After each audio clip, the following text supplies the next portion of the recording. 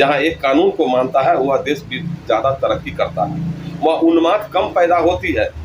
हमारे देश के प्रधानमंत्री का सोच यही है कि हम जब एक कानून बनाएंगे देश के अंदर, समान नागरिक संहिता यानी एक देश एक कानून, ये 2016 में आया था, फिर अचानक से इसको ठंडे बस्ते में रख दिया गया था, लेकिन फिर से इसकी चर्चा तेज हो गई है। दरअसल 22वीं विधि आयोग ने समान नागरिक संहिता पर जनता से 1 महीने में राय मांगी है। पूरे हिंदुस्तान की जनता वेबसाइट पर जाकर के अपने विचार को रख सकती है, क्या यह कानून इस देश के लिए ज़रूरी है या नहीं, क्योंकि हमारा संविधान में जो प्रावधान है सभी को, सभी के समाज, धर्म, जाति, जिसको जो मानना है उसे मान करके जी सकता है।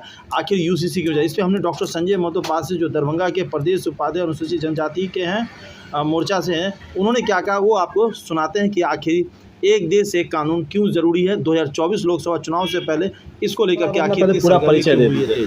मेरा नाम हुआ डॉक्टर संजय महतो पासी, प्रदेश उपाध्यक्ष अनुसूचित जाति मोर्चा दरभंगा शहरी विधानसभा संयोजक।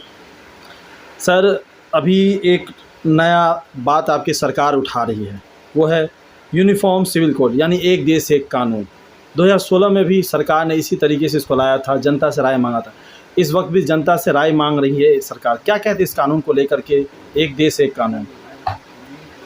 देखिए, जो भी देश तरक्की कर रहा है वहाँ एक कानून लागू है, जिसके कारण वहाँ के लोगों में एकरूपता है, एक समान कानून का पालन करता है, सरकार के आदेशों का पालन करता है। भारत एक ऐसा देश है, जितने भी धर्म हैं उतना कानून है। आपको देखने को मिलता होगा कि हमारे मुस्लिम महिलाएं के जो कानून हैं, जिसके लिए नरेंद्र मोदी जी तलाक बार बार किसी महिला को, किसी लड़की को दे देता था, उससे बहुत ज़्यादा उसके परिवार को त्राहिमाम मचती थी, उस पर रोक लगाने का काम किया है। वास्तविक में भारत की मांग है, भारत की जनता की मांग है कि सिविल कोड लागू होना चाहिए। जब अगर एक समान कानून लागू होता है तो वास्तविक में सबके एकरूपता में समझ में आती है। आपको मालूम होगा कि अल्पसंख्यक में देखने को मिलता है कि छोटे से छोटे ज़मीन को आपसी में बंटवारा करते हैं। अगर कितनों भी परिवार हो, भाई बहन, फन्ना चिन्ना, खाला ताला, जितना भी ये सब में होता, अगर वह एकरूपता हो जाए तो वास्तविक में उसी व्यक्ति को मिलेगा जिसका वास्तविक में हकदार है, जो हिंदू कोड के अनुकूल होता है। हम नरेंद्र मोदी जी से मांग करते हैं कि यह कानून को लाइए, देश आपका इस कानून का स्वागत करने के लिए तैयार खड़ा है। वर्तमान हमारा जो संविधान है वो परिपूर्ण है, पूरी तरीके से मुकम्मल है। उसमें भी सभी धर्म को जीने का, खाने का, पीने का, रहने का सबको एक अधिकार है। कानून संविधान के तहत, जो संविधान है, जो इस देश की मूल एक आधार है, एक बहुत बड़ा ग्रंथ है, उसी को लेकर के सब चलता भी है। फिर ये यूनिफॉर्म सिविल कोड आखिर क्यों? देखिए, आपको मालूम होगा कि जब एक राष्ट्र एक कानून जब लागू होगा तो वास्तविक में सभी धर्म का सम्मान उसी के अनुकूल होता है।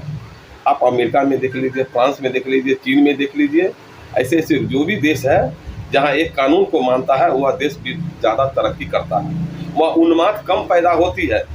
हमारे देश के प्रधानमंत्री का सोच यही है कि हम जब एक कानून बनाएंगे देश के अंदर, चाहे वो हिंदू हो या मुस्लिम हो या सिख हो या ईसाई हो, सबके लिए एकरूपता का कानून रहेगा और उसी के अंदर सभी को पालन करना पड़ेगा। वहीं पर विपक्ष एक हो रहा है कि ये कानून जिस तरह से 2016 में लाया गया था लेकिन फिर उसे रोक दिया गया, क्या लगता है कि इस बार 2024 के लोकसभा चुनाव से पहले ये कानून पास हो जाएगा इस देश में? विपक्षी लोग अल्पसंख्यक के वोट के लेने के लिए आज से नहीं, देश आज़ाद हो जाने के बाद भी नेहरू के परिवार, गांधी के परिवार लोग हमेशा उसके वोटों को लेकर इस देश के ऊपर सत्ता किया, शासन करने की कोशिश किया है। लेकिन नरेंद्र मोदी जी ने कहा कि कांग्रेस ने अल्पसंख्यकों को सिर्फ अपना वोट लेकर उसको शासन किया है, लेकिन हमने वो हमको वोट भी नहीं देता है, लेकिन उसके क्षेत्र में शिक्षा विकास के लिए कि सबसे बड़ा आयाम है। अगर उसमें शिक्षा प्राप्त होगा तो स्वाभाविक है देश के कानून को पालन करने के लिए सबसे ज़्यादा अग्रसर रहे।